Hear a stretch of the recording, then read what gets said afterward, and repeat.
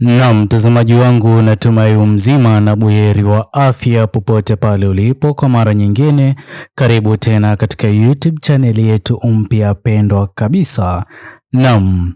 mtazamaji wangu, chama Chadema kikamilifu kimeweza kurejea rasmi katika siasa nchini Tanzania. Habari hii ni habari njema kwa mamilioni ya Watanzania ambao wamekuwa wakishabikia na kusimama na chama Chadema kuanzia hapo awali. Ila mtazamaji wangu, kabla niweze kukufahamisha zaidi, kwanza kabisa itaweza kuwa vyema iwapo utaweza kuchukua sekunde yako moja kubonyeza maneno yaliyoandikwa subscribe chini ya video hii. Muhimu kabisa uweze kulike na kushare video hii kwa makundi mawili ama matatu. Kwa sisi kwa sasa, kama alivyoandika mwanasheria mkuu wa chama,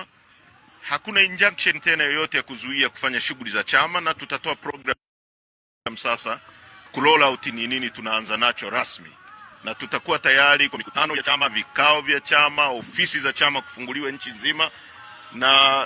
Chadema kama alivyosema mzee Mtei, hili neno hakuna kulala mpaka kieleweke. Naam, mtazamaji wangu, mwenyekiti msaidizi mshikililizi ambaye ni Mheshimiwa John Heche, hivi sasa kama unavyozidi kutizama katika skrini yako, ujumbe huo ameweza kuambatanisha takriban masaa 4 yaliyoweza kupita. Hii hapa ni dalili tosha ya kwamba chama Chadema kinarudi rasmi katika siasa za nchini Tanzania, ijapokuwa hakikuweza kushiriki zoezi la uchaguzi wa mwaka 2025, jambo ambalo liliweza kuathiri pakubwa historia ya chama Chadema, kwani katika uchaguzi ulioratibiwa kikatiba tarehe 25 Oktoba mwaka 2025, chama Chadema kilitarajiwa kuweka historia kubwa, kutoa kiongozi ambaye angeweza kuingia Ikulu na kuongoza serikali nchini Tanzania, ila hilo halikuweza kufuatia kutokana na pingamizi na vikwazo vilivyokuwa vimeweza kuwekwa dhidi ya chama hicho na viongozi wakuu wa chama hicho. Hapa hivi tukimzungumzia Mheshimiwa Tundu Lissu kuwekwa gerezani, huku chama kikuu chama Chadema kunyimwa nafasi ama fomu ya uchaguzi mkuu wa mwaka 2025. Ningependa usikilize alichoweza kukizungumza Mheshimiwa John Heche, ambapo maneno ama kauli hii inazidi kudhihirisha habari njema kwa idadi kubwa ya wafuasi wakuu wa chama Chadema. Na mtazamaji wangu, kipindi na wakati ambapo chama Chadema kitaweza kurejea rasmi kikamilifu katika siasa za nchini Tanzania,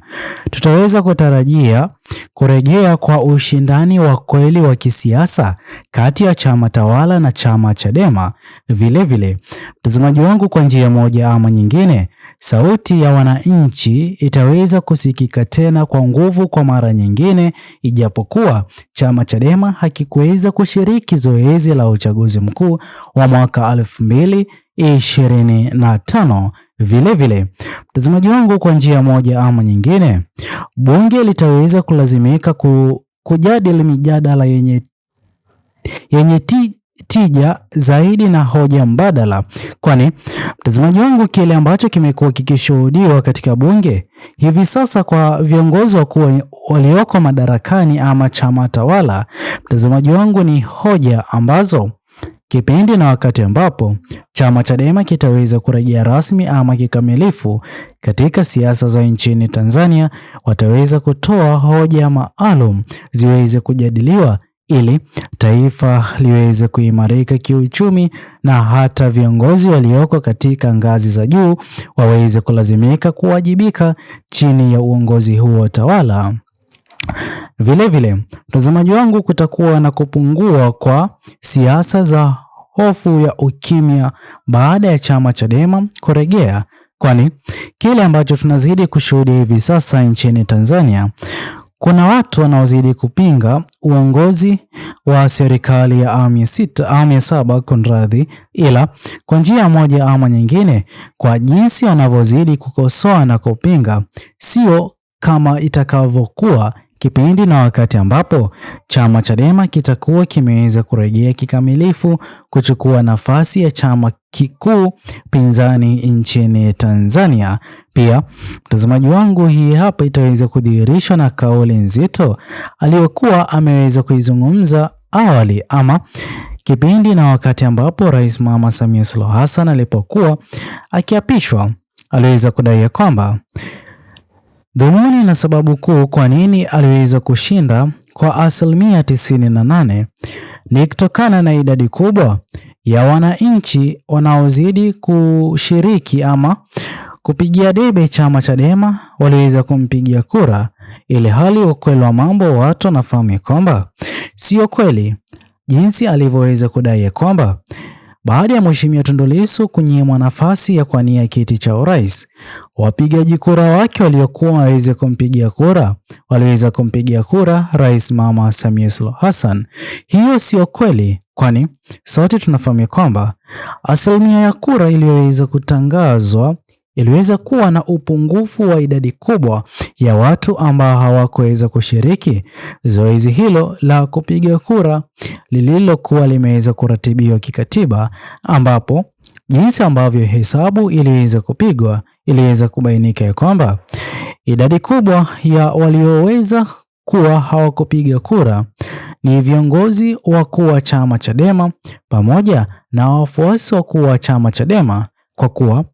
waliokuwa wakitaka kumpigia kura waliweza kuwa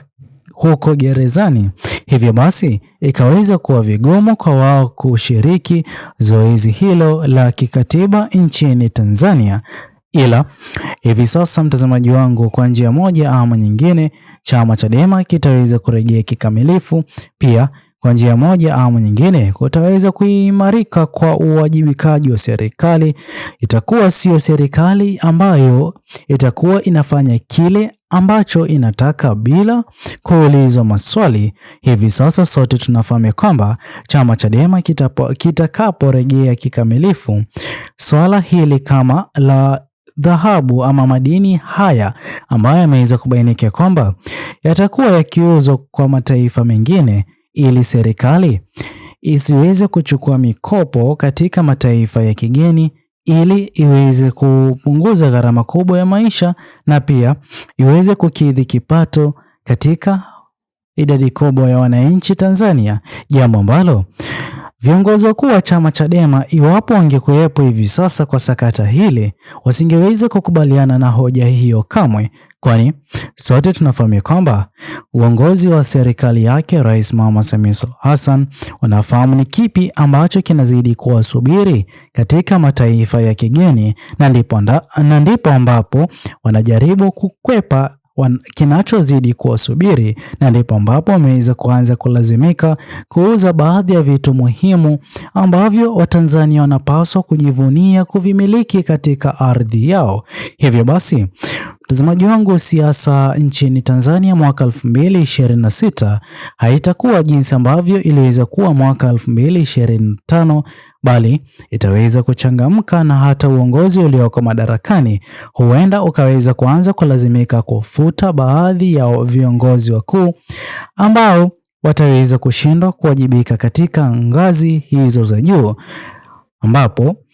nafasi hizo waliweza kuzipata kupitia kujuana na ushirikiano waliokuwa wakipeana wakati wakipigania ama